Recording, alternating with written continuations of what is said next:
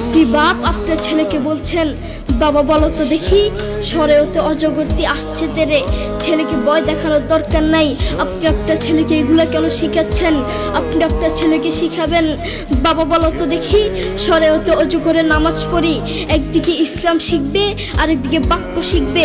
আপনি আপনার ছেলেকে কিছু কবিতা শিখাচ্ছেন, বাবা বলো তো দেখি ওই দেখা যায় তাল গাছ ওই আমাদের গা, ওইখানেতে বাস করে কানা বগিচা। ও বগি তুই খাস কি পান্তা ভাত চাস কি? পান্তা আমি পাই না পুঁটি মাছ, পান্তা আমি খাই না পুঁটি মাছ পাই না। একটা যদি পাই ধরে গাবুস কুবুস খাই, গাবুস কুবুস খাওয়া লাগবে না। আপনি বলেন আপনার ছেলে এটা থেকে কি শিখলো? আপনি আপনার ছেলেকে এগুলা কেন শিখাচ্ছেন? আপনি আপনার ছেলেকে বলবেন, বাবা বলো তো দেখি ওই দেখা যায় কবর, ওই আমাদের ঘর, ওইখানেতে থাকতে হবে অনেকটা বছর। ও কবর তুই চাস কি? নেককার লোক পাস কি? নেককার লোক পাই না। একটা যদি পাই ধরে জান্নাতে ঢুকে, ঠিক কিনা?